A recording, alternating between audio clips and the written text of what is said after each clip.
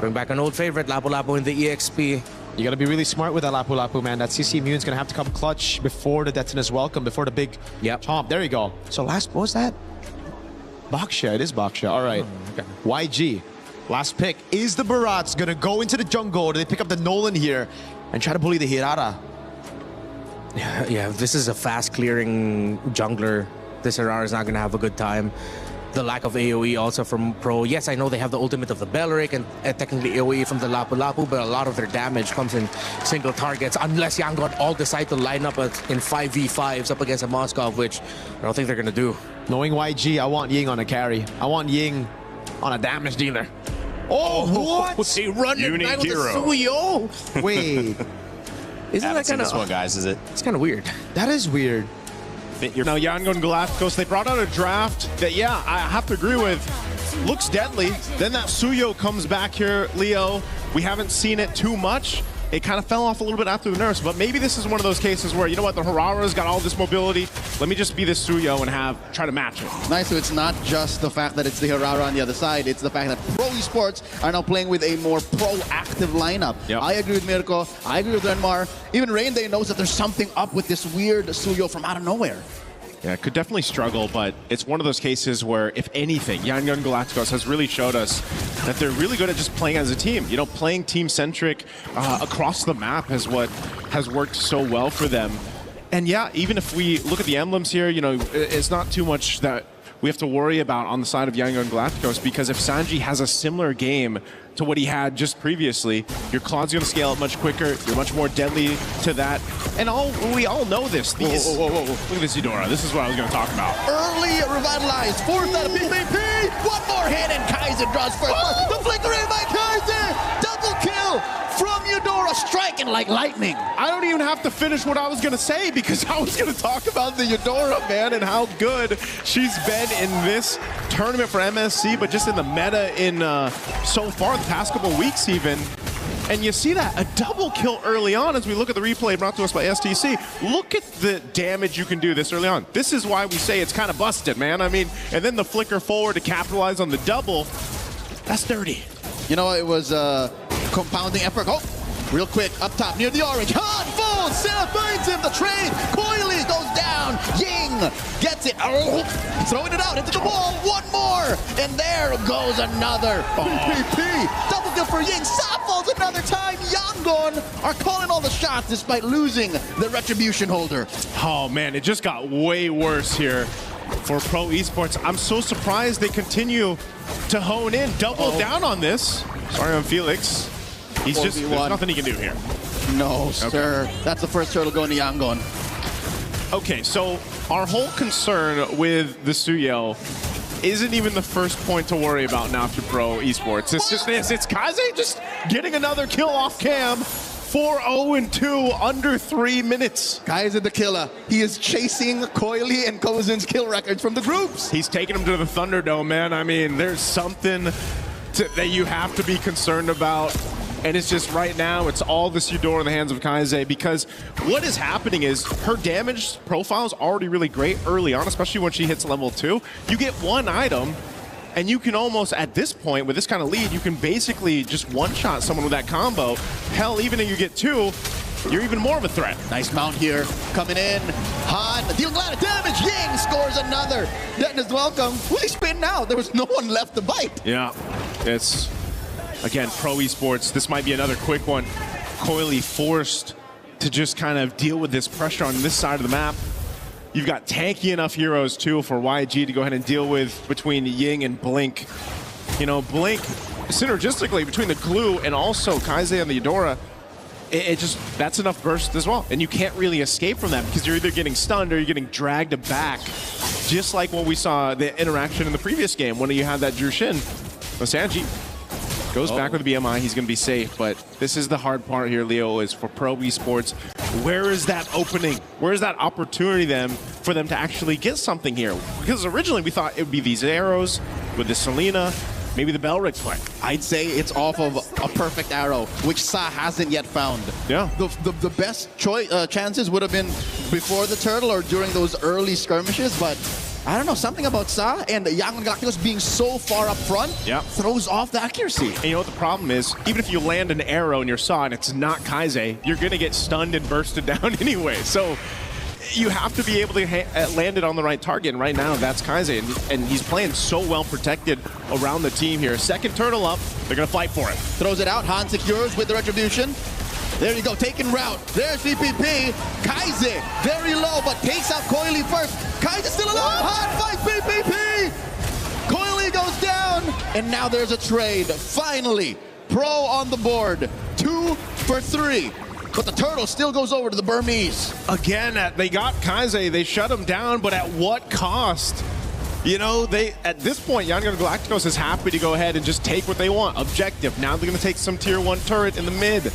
They get a Sky Piercer on Han. They build up forward more momentum in this game. You know, all of this happening in a 4,000 gold lead at the 5-minute mark. Sanji and Blink and the rest of the team are here. Kaise, so deadly with a dangerous grass as well. Coily looking to take down Blink. Takes a few Glulings out on the way. 5.5 minutes in, Joseph. I gotta say, Sanji's been getting the gold lane experience once again. Yeah, that's what I was worried about. You can see that too, man. 1,000 gold ahead right now in that gold lane matchup. You know, he's just able to go ahead and hold his own, but just rely on the rest of the team to be here. He's so aggressive with it too against Kozin. He knows Kozin needs some more time to build up on that Moskov, and right now he'll be playing that long lane, playing off the side of the map when it is objective time. But at least this next turtle is going to be towards that side, so we'll see how both gold laners decide to play around it. But you can just see the clear lead right now that Sanji has as he looks to take down that tier 1 turret. They might just go for a swap here, give up this turret over to YG as they scale in forward. With 30 seconds before the turtle spawns, I feel like there's just too much on Sa's shoulders. Sa is trying to plant snares. Sa is trying to throw out lethal arrows on the right target, mind you.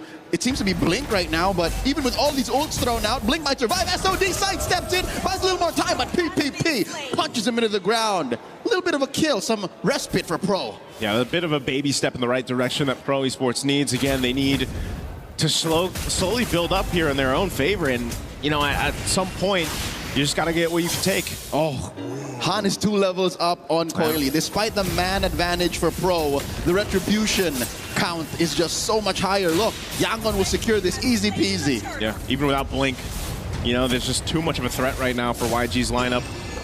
And like you said, I think, you know, this is the big part. It's so much responsibility for Sa to land these arrows. You know, usually when we see these Selenas picked up so far throughout MSC, yeah, you're able to play around the arrows, you know, you're able to go ahead and follow through, but that's if you're not down so much in the early game. And so now, your arrows, even if you land them, you don't essentially have this free reign to just go follow up, get that kill, have the team make it, because it's all just a risk up to this point. Still holding up almost 3 levels now against Coily here. This tier 2 being threatened on the bottom side. Oh, both junglers up on this top side too. We might actually have 2 fights break out. Oh, it's not just 2 junglers, it's Ying as well. Iframes on Coily, dashing through the wall, but Han pursues Sever to take him down. Coily bites it. And this is why it sort of made sense that the Suyo came through with the Hirara on the other side. At least in some way or another, you have some mobility options yourself to catch up after those iframes and Hirara's dashing around herself. I mean, one might argue if Hirara has 4 skills. Yeah. 1, he's got 6. 3, 4. He's got 6. Yeah. So the math just counts for Yangon either way, especially since Pro are down so much. And now, as you can see, Kaise has taken a little bit of a back foot. Now maybe 2nd or 3rd prio when it comes to damage output. But the map has turned red, and when it's this down bad, the Selena has so much more to deal with, and PPP can only do so much. It's an honest tree, dude. Yeah. PPP can't threaten as much of a purified pop from Sanji as he used to in Game 1. There's none of that flicker combination, you know, that we usually see with Belrix, for example. You need the Revitalize here, though, too, because if you do break out into a team fight and they try to follow through, eventually, if they can extend it, they'll have some of that magic resist to build up, especially on that front line, to help extend, because there is some potential there. Just like we saw in the one previous fight with the Turtle, where Sarion Felix can burn a flicker, just find Kaise and take out that option. Detna's welcome. Throw it into the wall. Now the dash and the sever, putting PPP down. Han scores. Sky Piercer stack. Yes, please. Sarion Felix. Bravest fighter back. Not enough damage reduction as Han gets a double. Another stack. And now the Lord up next. Young Galacticos puts a black and purple jersey on it. Man, stacks on stacks right now for the Suyo. Despite his changes that he's gone through, you're still reminded why he was such a threat before. Look at this. Again, lines up the Queller. Just a cool guy. You know, shoots, goes back to the Lord. Here's someone else low. I have Sky Piercer. Let me go grab that double. And just goes back to secure the objective. And this is the problem. This team fighting, as he's chasing. Oh!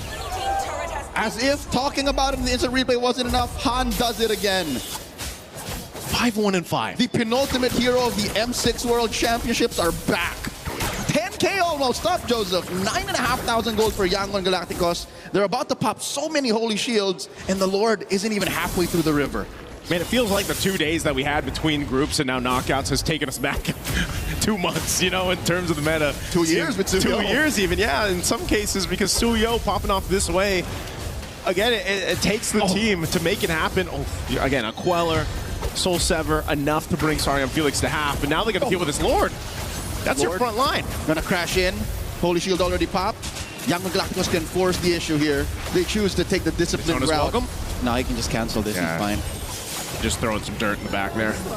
Okay, they defend against the Lord. They lose a bit of that health on the turret, though, but all the shields pretty much nearly dealt with here. Let's take a quick look at the items. You can see the disparity across the roles here. You know, at most, the closest that you have is between the XP laners, but, you know, for Ying, he has one job, and that's just use that Daytona's Welcome, tank up a bunch of damage. He's already got great coverage. You know, Radiant Armor for that magic, Chastise Pauldron, plus the Anti-Caress here. He's as tanky as he pretty much needs to be to set things up around that ultimate. Not to mention Blink, who's just about to get his flicker back. Yep. He can go ahead and mount, easily break through the formation, and then scramble Pro Esports. Not to mention how much gold he's making. He's making bank, Joseph. He's eating good bread. Already able to be built the Cursed Helm. That stacks with Eudora's Superconductor. Yeah, there's this, you know, those things add up, shred through some of that magic resistance that's trying to be built up even by Pro Esports. And that's just 2 of them. That's just Eudora and the glue. Yeah. Again, Ying tanking it up. Oh, flicker! Dennis Welcome throws it into PPP as he's forced to take root, and Han serves up another, gets another stack, and in comes one more as Sa falls. Might be another Blink down to about a 10th of his HP. Sanji finds him underneath the base, but Coily finally finds one. His first kill in this 11.5-minute game. Stayed a little too long, but did the damage anyway. 3 down for Pro Esports, facing down 4 members of Yangon Galacticos. They don't have their gold laner, but they will still be able to take this mid-base turret down. Oh my, look at the veterancy, the wisdom of Yangon Galacticos. They could have forced it. Any other team who's this close to victory would have forced it, but nope, they saw the Lord. We'll take it slow, 10K up. Let's just go for the sure win. Yeah, they have to go ahead and delay this. They don't want to whiff here. If they actually start this Lord too much without Sanji being up now that he's alive, they don't want the potential for Pro Esports to go ahead and steal the Lord from them. So they hold it on. It looks like, despite it all, 10,000 gold deficit. Pro Esports is centering around the Lord. This might be one of those cases where they just trying to make a play happen here. Conceal going to be used by Blink. Blink finds the back line, compromises Sa, forcing Soriam Felix back.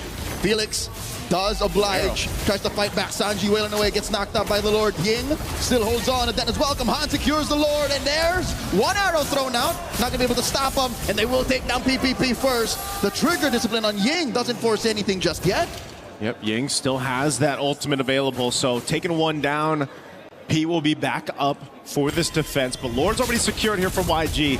They've had complete control from the moment this game got underway. Some respite, Joseph. A little bit of a silver lining for the Cambodian fans.